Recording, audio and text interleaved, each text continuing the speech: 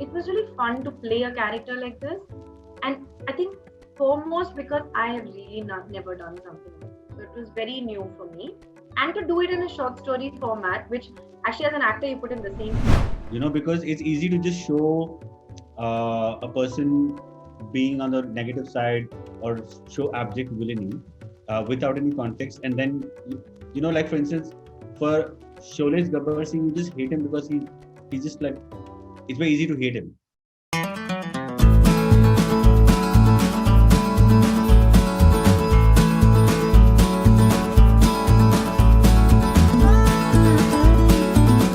Hi guys, this is Ankita. You're tuned into peepingmoon.com, and today we have with us the creators of Gili Puchi from Ajib Dastan, who are actually going to, for the first time and foremostly, at least answer me, why is it called Gili Puchi?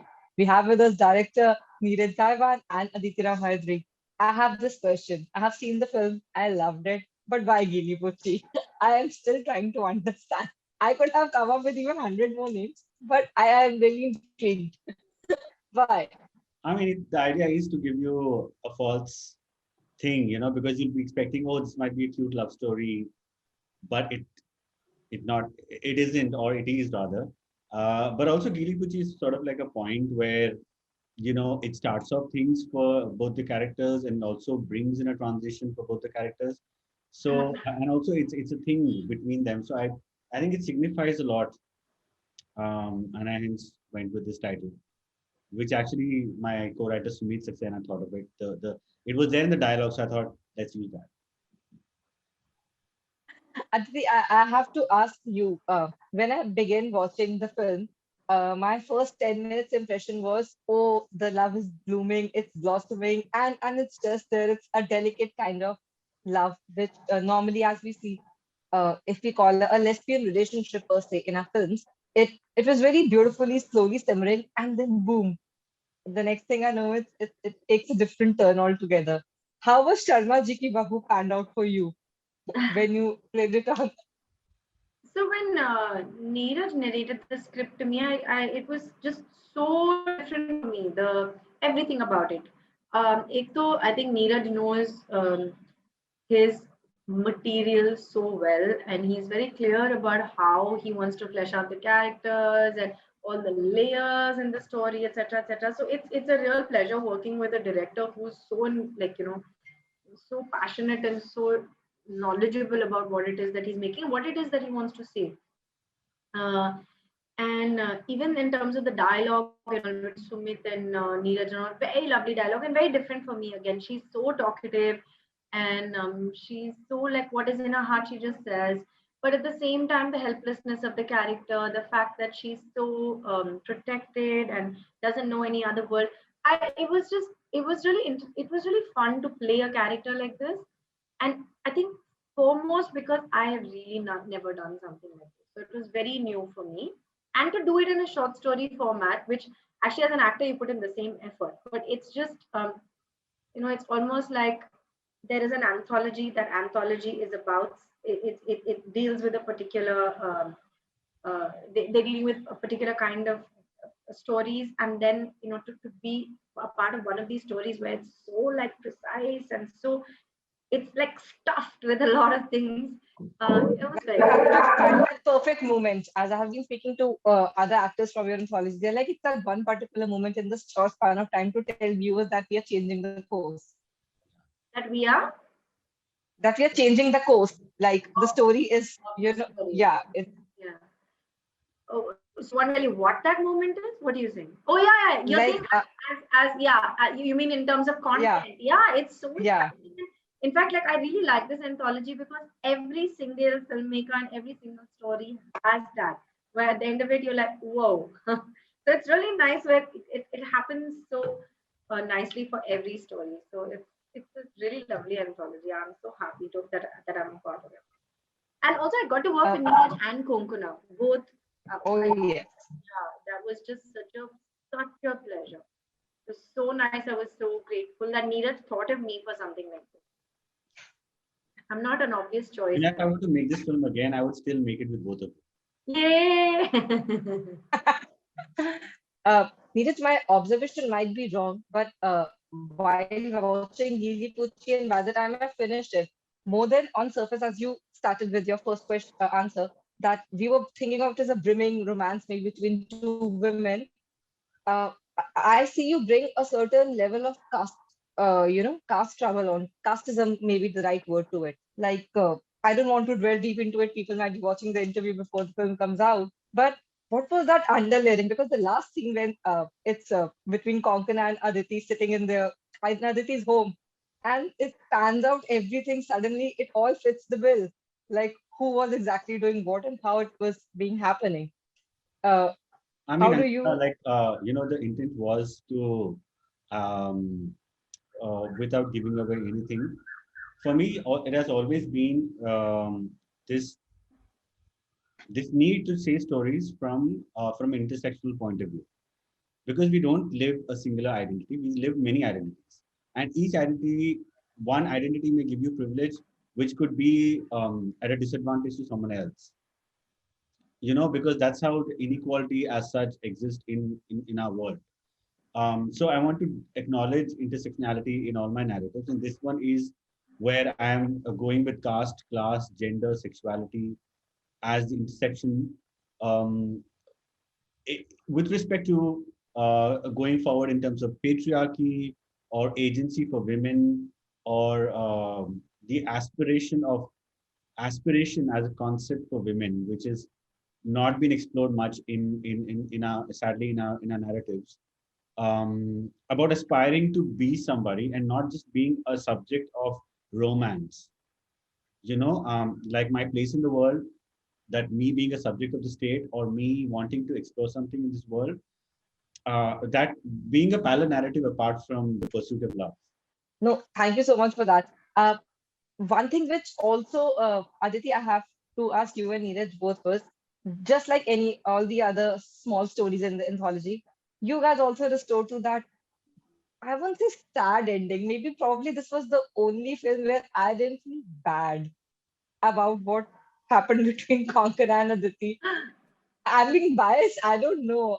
I just somehow felt that maybe this was the right thing to do.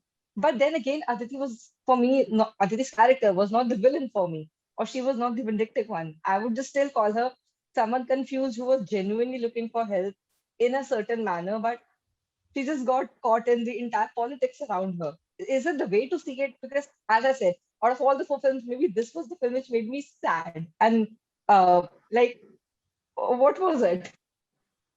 Aditi. I think, I mean, I think you're right. I mean, neither of them is right or wrong. Both are victims of their circumstances. Both are victims of patriarchy. Both are. mm, the only difference is that this girl Priya doesn't really know like, what is happening around her. Really, I mean, she's just, her reality is just something she's been brought up in, and there's a lack of, I think, knowing.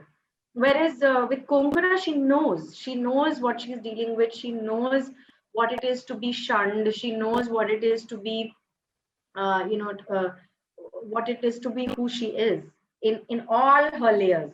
This girl doesn't. Um, and both of them, I think Priya is actually very innocent. She's so innocent. She doesn't do anything out of any kind of malice. She's actually very kind, very innocent. These are just her, this is just how she's been brought up. And Coco is also so, uh, I mean, the fact that if, she needs that, she needs that, she wants that job, she wants that acceptance, she wants to show that she, why should there be a difference, etc. Both are right from their own places, which is what I really like about this story. There's no right and wrong. It's all, they are truthful to where they come from. That's how I saw it, you know. Yeah, because And as I said, I the couldn't fact, take you as a villain. Yeah, I just couldn't see you also a neither is villain she in a this villain. role. Even though she's vindictive and she does what she does, she's also not a villain. This poor girl, she's so certainly not a villain. She doesn't even know what she's like. She just got played, and she has no idea. Like, she didn't do anything on purpose. So, like, it's all, neither of them is a villain. They're just real flesh and blood women dealing with their situation. Neeraj, how did you see these two women when you were as you said, writing your characters with the web. What was your thought process for I would say this is not a very usual kind of characters, honestly, we do see. Because in our films, we normally go the right and the wrong, but this is a gray zone sort of thing for me as well. And I like that you're not trying to justify either of the two actions. The intent was to actually indict the right and wrong difference that we show, the good versus the evil, the black versus the white. Um, I did not want to make it easy, because it's easy to just show a person being on the negative side or show abject villainy without any context. And then, like for instance, for Sholay Gabbar Singh, you just hate him because he's just like, it's very easy to hate him. But why don't we contextualize our villains? Why don't we, so the idea comes from the fact that everybody has shades. Like you earlier, the question that you asked is the climax is designed to make you confused whether who am I rooting for or who's right, who's wrong. That's how real life is. It's because people go through these complexities, and it is we need to have this. So when we were designing these characters, when I thought of these characters, it was always very clear that uh, we're not going to make it easy by villainizing a particular character. We have to see the context from where each of them is coming. Priya's character is coming from a place where uh, she's she's been educated into a bias that she's oblivious of. A parallel to that analogy would be like, how many people actually say that, I have grown up, I've never seen casteism, so casteism doesn't Yeah. exist. Ergo, casteism is nowhere around us. So that is the caste blindness that many people have. So she's also coming from a place where she's so naive, she's so kind-hearted, but it's just that she's been tutored and she's unaware of the consequences of that. And likewise, if you look at Bharti's character, somewhere you can say she will have some bit of privilege because she can explore her sexuality. She can explore her her her her, her wants and her needs. But Priya's character, though she comes from a place of privilege, she cannot because of she's cocooned in the world of patriarchy herself. So I think it's a very interesting trade-off that both the women play with their intersection. Yeah, because as you rightly said, that maybe if we see that Priya had the privilege, but then the innocence was there. And if Bharti, if we call it, when she's smart enough to know where she is, but she didn't have that card to go up to the desk and land that job as easily because the surname doesn't match to the credentials of how the society looks at, particularly works around that. But it's lovely, and I wish I could see a little more of it because I know when the last came, and I'm like, maybe once Aditi's character might hate Konkanam, but there was nothing. There's this very calm phone call which comes in, and it's all done. So as I said, I think I finally got my answer. I don't have to hate or root for anyone. It's just both the ways. But thanks, side of yours even more because I'm so not used to seeing you this way. That was a really, really fresh one. And thank you, Neeraj, for such a lovely film. Thank Wishing you all the best. Thank you. Thank Thank you. you. Bye.